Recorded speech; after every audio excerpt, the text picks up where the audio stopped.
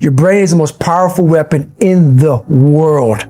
Once you put away your phones and your computers and all that we have nowadays, yeah, that's great. We're up to date.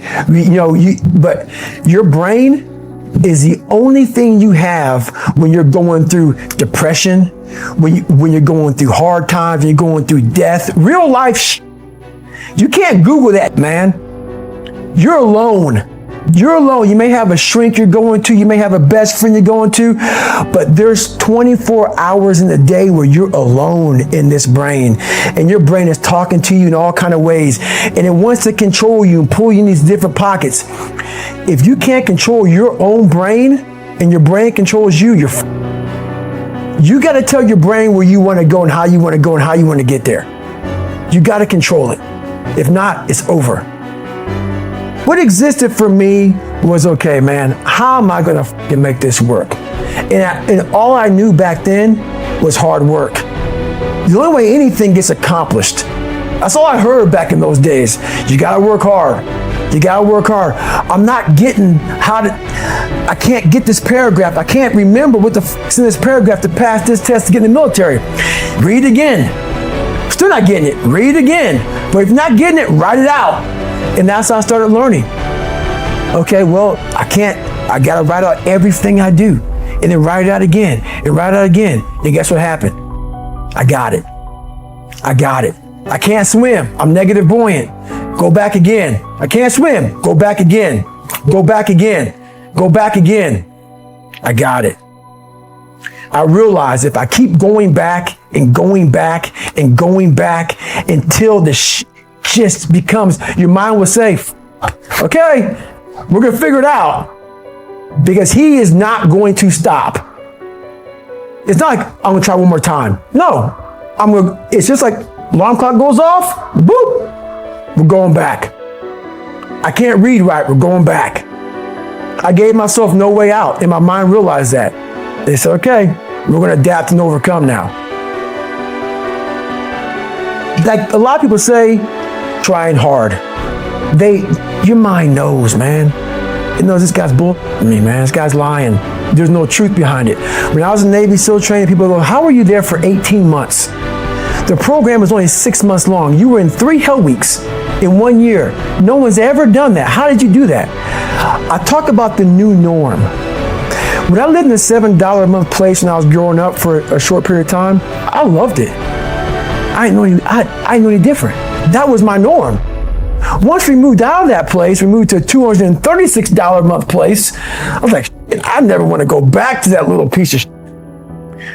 But if you go back to that $7 a month place and you realize this is where I live, this is all I got, your mind says, roger that, this is home.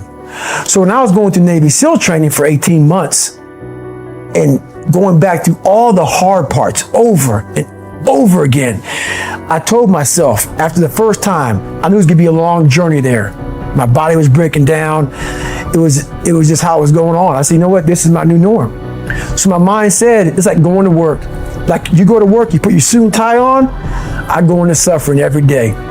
Every day, suffering, being broken, duct taping my feet up, stress fractures, shin splints, being broken. This is my new norm. And your mind says, if we're not broken, this ain't normal. We gotta be broken. So then your mind starts to get tougher and tougher and more callous. People, how'd you run on broken feet? Broken shins. My mind knew this is how we operate. We're in Navy SEAL training. This is what we are. I became hell. And that became my new norm. I gave myself no way out. There was nothing outside these walls of hell. Nothing.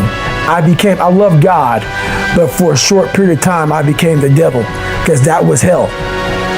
I became the boss, the owner, the CEO of Navy SEAL training. That was my mindset. And that's how you get through things. You immerse yourself wherever it is, and you become that. You become that and give yourself no way out.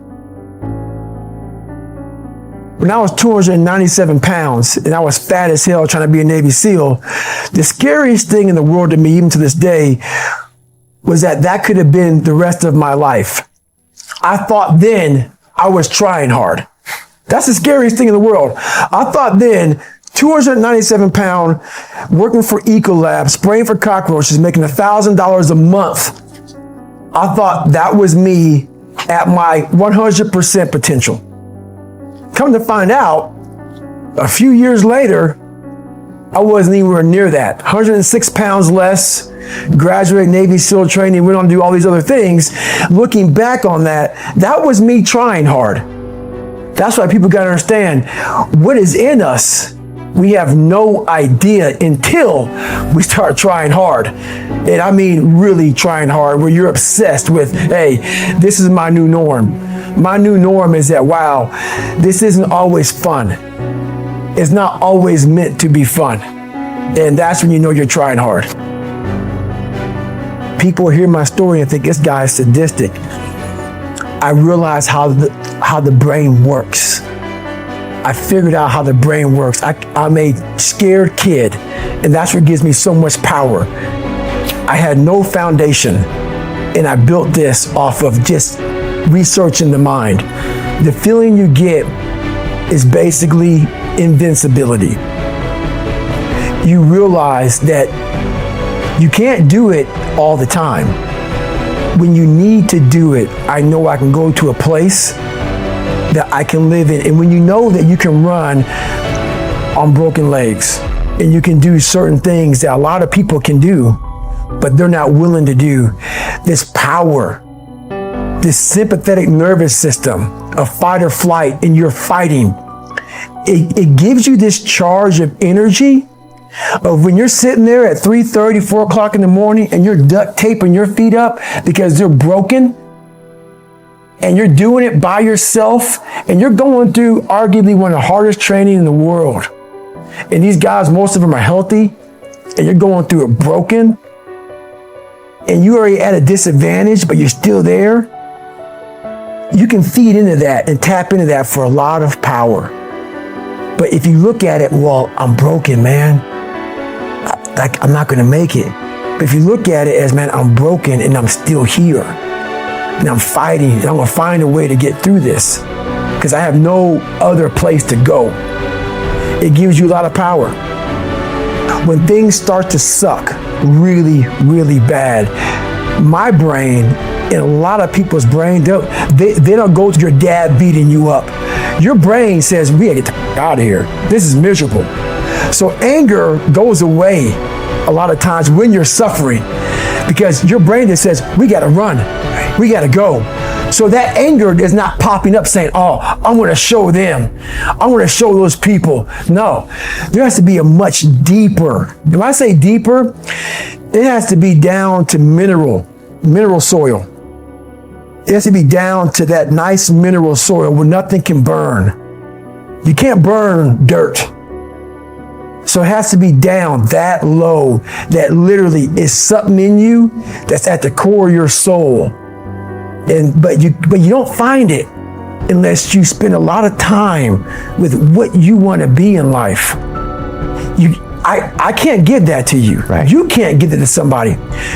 When you find your true passion in life, and my passion for me when I want to be, now I give a Navy SEALs, Army, I don't give a shit. I want to serve my country. I want to be someone that I'm proud of. I want to look at myself in the mirror because I was so disappointed. That accountability mirror I talk about, I was so disappointed in what I saw every day. I wanted everybody to love David Goggins. And a lot of people did. I didn't love myself. But I knew a lot of us want to find peace first. So people say, man, you always talk about this suffering and pain and I'm at peace right now because I went through that. Right? You don't find peace first. If you do, Merry Christmas. More power to you. More power to you. I found peace on the opposite end of finding myself.